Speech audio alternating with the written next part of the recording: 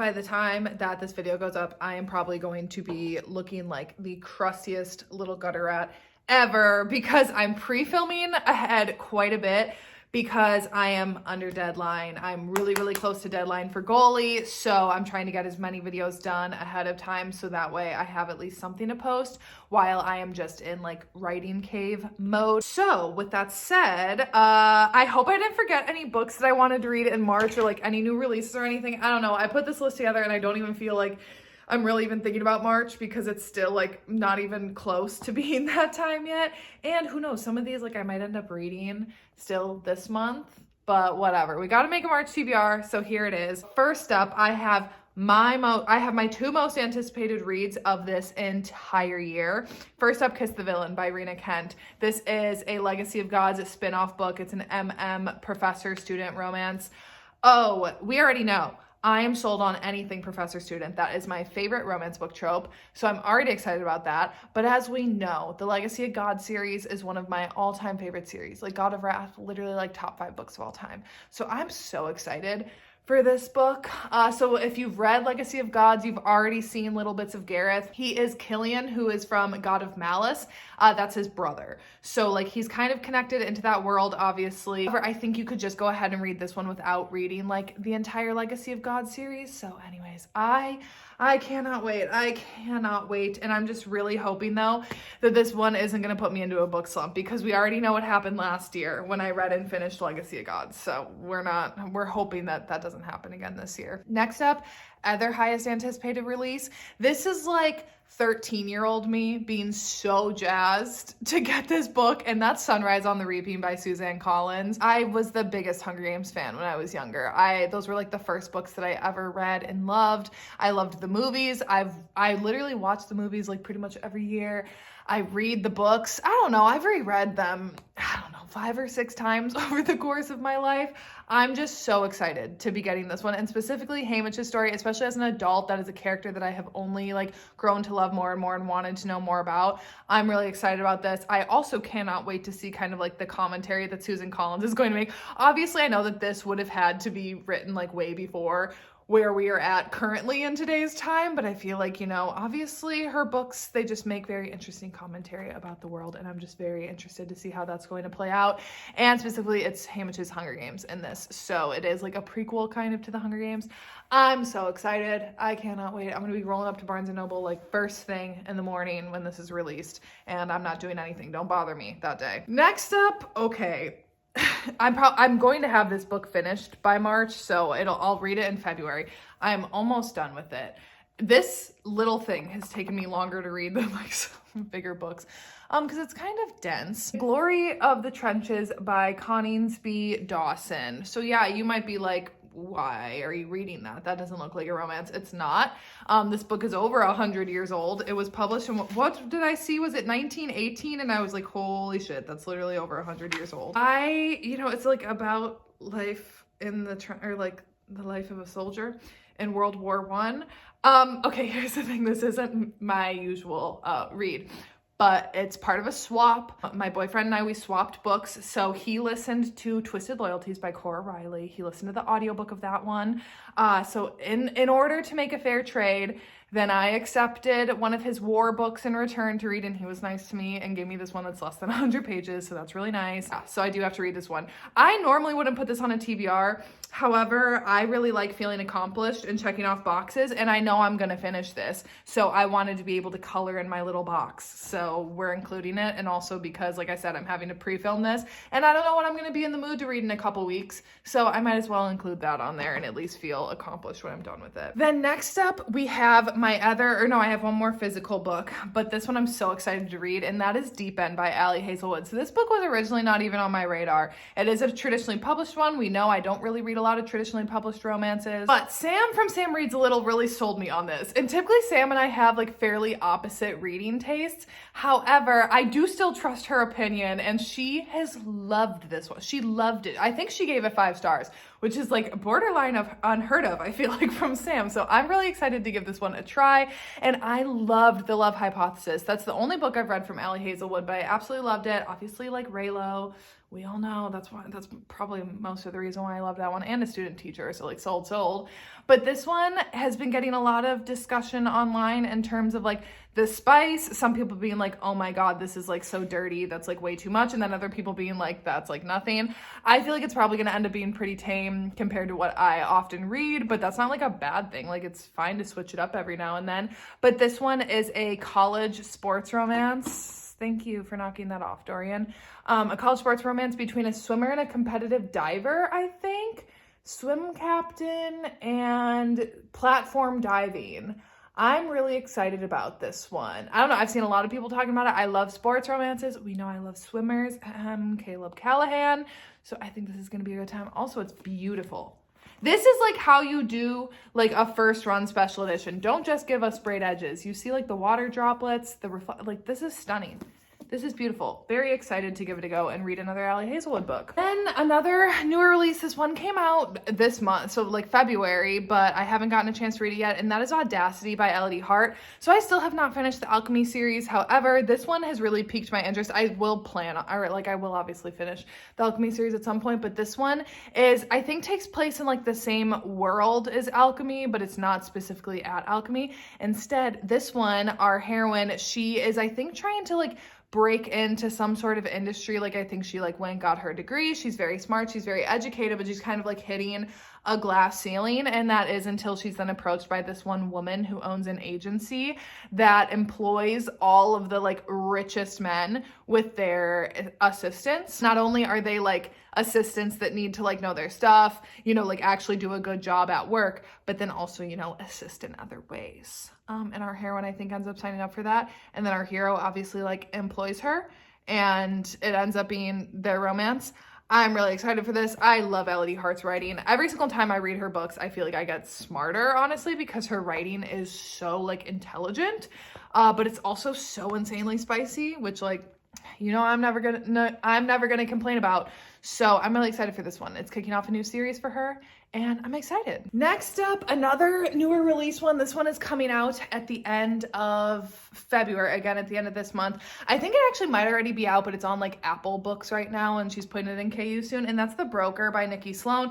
So I've already had this one on both of my, I've had it on my January and on my February, because January the book was supposed to come out, and then she pushed it back to February. So then I put it again on February, but then it was announced that it's not going to be in Kindle Unlimited until like the beginning of March. So once again, we're putting it on the March TBR. I don't really need to talk about it again.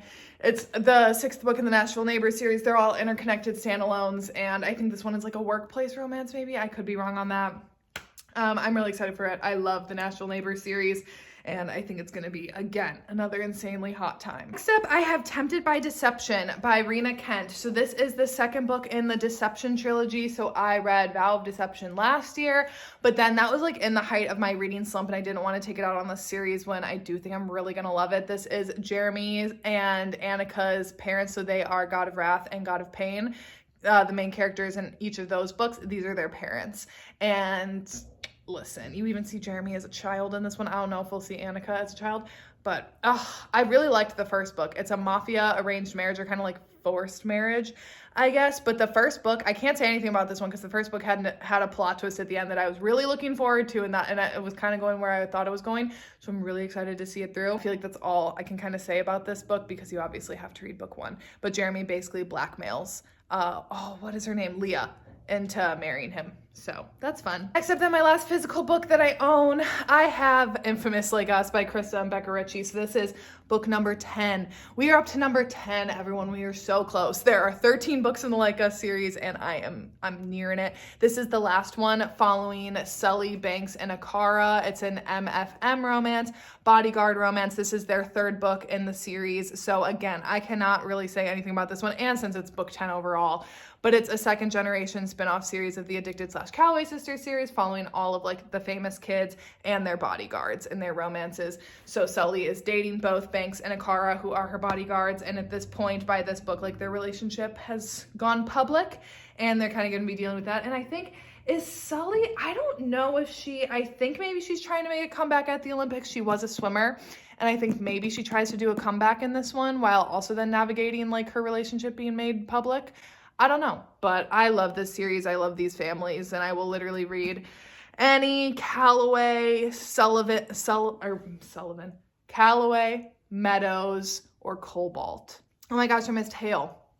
That's Lowe's last name. Anyways, whatever. You guys knew what I meant. Okay, next up I want to read is The Favorites by Lane Fargo. So this one is a pairs figure skating romance. I've seen a lot of people compare it to the toxicity of like Magnolia Parks, which chef's kiss, love. And then also kind of like Daisy Jones and the Six-esque as well. Is that right? People kind of saying it like that. So I think it follows these two pairs figure skaters who they like skated together for years. And then now they've like broken up, and I think maybe they were romantically involved, broke up, and then now in current day, maybe one of them wants to make like one last comeback and is trying to convince the other one to come back as well. But they like obviously have a lot of stuff to work through. I don't know. I've seen a lot of people talking about it. It sounds really good. We'll see. Obviously, y'all know I wrote a Summer Olympics romance, and I have plans to write a Winter Olympics romance. So I don't know if I'm gonna read this one just yet. I might have to wait until after I write that book, but I also don't want to forget about this book. So I'm putting it on the TBR, so at least then, by the time that I would potentially be done with that one, then I would still have this top of radar. We'll see. Next up, The Secrets of a Sin by Remy Rose. I quite literally care. Okay, so these next three all came from when I just did my cleaning out my Goodreads TBR video. I found obviously a lot of books like buried in that I had forgotten about, and this is one of them. And now, quite frankly, I can't remember a single thing about this one. And obviously I use my phone to record, and my laptop is in my office. So I'm not gonna go get that just to look this one up. I quite literally don't remember anything about this book that I put on here. I don't know. I want to read it. And this one, I don't even know how to pronounce. Folle Adu by Ruby Medjo. This one is a novella precursoring, just like a standalone, I think. Or maybe is it a duet? And again, I think this one's dark. And is it MFM? Am I right on that? Maybe I'm wrong. Maybe I'm confusing this one and Secrets of a Sin. No, Secrets of a Sin. That one, I think, is she sent. That's like a Catholic boarding school that she's like sent to or something. I think she's like a bad girl, and she gets, okay, that sounds like bad. I think she's like an adult, but she like gets sent there to be like reformed. Okay, I think that's that one. And then this one I think is MFM. I could be wrong. I probably am. But I know that it's darker. Whatever, it's fine. And then last from the Goodreads uncoverings, this one is not one that I would usually read, and that's why I picked it out. Baby Daddy by Kendall Ryan. I have never read anything by Kendall. I don't think I have, but I remember years ago, like a ton of people talking about Kendall Ryan and like her sports romances. Baby Daddy, I think this one is an accidental pregnancy one, which I prefer. I do not really like single parent books because I don't really like the like kids talking. If that makes sense. But I don't mind if she accidentally gets pregnant, because then there's like good caretaking with that. So I think this one's accidental pregnancy. I don't know, whatever. I'm putting it on there. It's something different. And then last that I have before we'll do my TBR jar is Shattered Innocence by Sarah Kate. I completely forgot about this one. And then right before I was setting up to film, then I saw a post of hers on Instagram talking about this one, and I completely forgot that it was coming out. So I added this in place of a physical TBR book for this month because I know I'm going to read this. It's a novella. It's an MFF story. It's a Cinderella retelling. It's like an auction type vibe. And I think they're stepsisters. I don't know how the man comes into play. Honestly, do we care as much about that? Not really. I can't wait for this. I think this is going to be awesome. And I love Sarah Kate's books, so I had to include this on the list. And I just realized that I forgot my TBR jar in my office, and now I have to get my ass up and go and get it. I hate working out. Why am I always sore now? For real, you'd think that after a while I would get, like, my legs would get used to doing leg things. Why are they still not used to that yet? That's annoying to me. This is the TBR jar I have of your guys' recommendations that you have given me. We've not done well in reading them so far this year, but it's fine. We'll get to them all eventually. So this one for this month is going to be For the Fans by Nyla K. Okay, well, I mean, this probably had the highest probability of being pulled out of there because I'm not even kidding you. I think this had like 7 or 8 entries, so I'm not surprised. And I'm only laughing because I know this book is like 800 pages long. I don't know. Who knows? Maybe that's just what I'm going to be in the mood for. So we have For the Fans by Nyla K. This book, you guys have told me, I don't know how many times to read. It's like this, the Torment Duet. What else do I get all the time? Well, now I've read the Torment Duet. Hills of Shivers and Shadows. I get a lot from you guys. I don't know. There are like a few of those you just always recommend, and this is one of them. So, I mean, we're adding it to the list. I definitely am interested in it. It's a stepbrothers one, and they start an OnlyFans page together to like help support themselves. It's just so long that like I've always kind of put it off for that reason. But you know what? Well, obviously I will read it eventually. So who knows? Maybe this will be the month. Maybe this will be the month. Especially because heading into March, I should be finishing up Goalie, or like I'll be signing it out to my editor and stuff. So maybe I'll have a little bit of time. Maybe. So we'll see.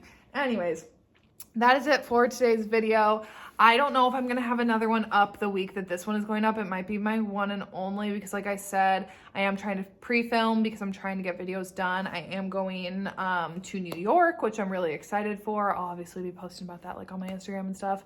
But otherwise, and also then finishing Goalie like under deadline hell. So we'll see if I can get another video up. Great. If not, then I'll just catch you the next week. So anyways, that is it for today's video, and I will see you when I see ya.